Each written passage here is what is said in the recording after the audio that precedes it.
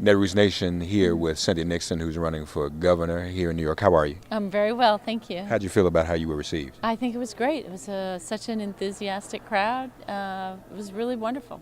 What is the number one issue for New Yorkers as you talk to them and they talk to you about some of their greatest concerns?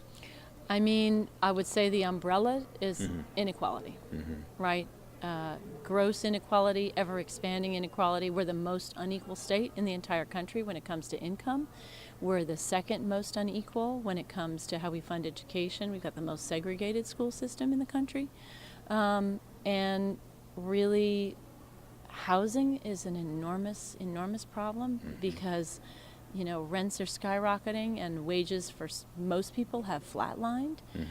Gentrification is happening everywhere. People are being pushed out of not only the homes, but the communities and even the cities that they've grown up in. And justice, criminal justice. We have such a need for real criminal justice reform, for ending cash bail, for legalizing marijuana because it's a racial justice issue. We've got to stop arresting people, particularly people of color, for petty offenses that should be ticketable. But, jobs, transportation, I mean, across the board, we have a governor who's just really given tax breaks to the corporations and the wealthiest people, and he's just disinvested in our state, and it's crumbling. What is your campaign strategy to close the gap? I mean, I don't believe a lot in polls either, but we know he's an incumbent. That's a hill to climb. Yeah. What's your plan? What's your ground game to close that gap with him? So it's certainly a David and Goliath battle when you think about all his establishment support and his money. But we've got such a progressive movement happening across New York State, as we saw with Alexandria Ocasio-Cortez's victory, with Dana Bolter's victory, and in Syracuse.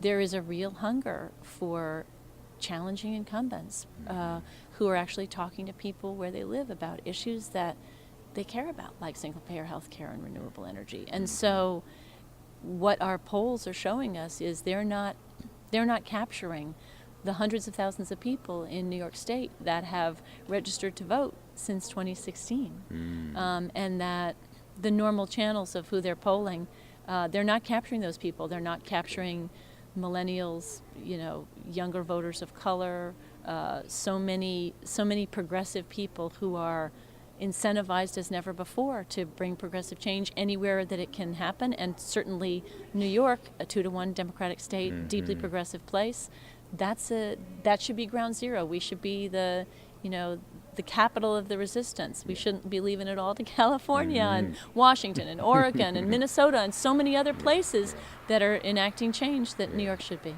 I applaud your courage announcing you're a democratic socialist. Thank you. And we should be a progressive place. That should help in New York, shouldn't it? Yes, I think so. I mean, I think that it's exactly movements like democratic socialism that are going to, frankly, save the Democratic Party.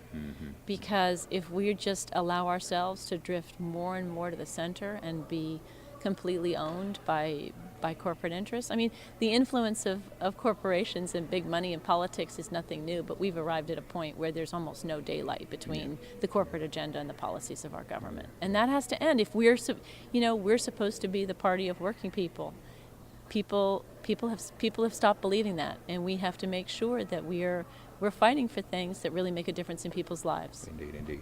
Good luck to you. Thank you for talking to us. Let's talk again. Thank we want you. to be as supportive as we can. Thank you. I appreciate it. Cynthia Nixon, ladies and gentlemen, Netroots Nation 2018. Thanks. Thank you.